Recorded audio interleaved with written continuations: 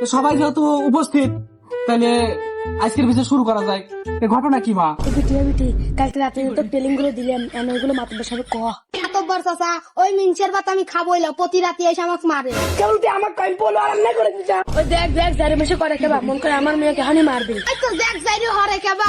চুদির ভাই, তোকে কথা কওয়ার সময় দেবো না। হ্যাঁ, তুই কথার ভিতরে কথা কস। মাতাব্বর চাচা আসলে শুয়ারে বাচ্চা বেদব এ শালা, মাতব্বর তুই না আমি। গণদুলাই খাওয়া শখ হয়েছে? মাতাব্বর সাহেব জারি মেশে আপনার সামনে কেবা হরে তাহলে আমার মেয়ের সাথে কেবা হরে তাহলে কি মেঘনা তুমি আর ভাত খাবে না?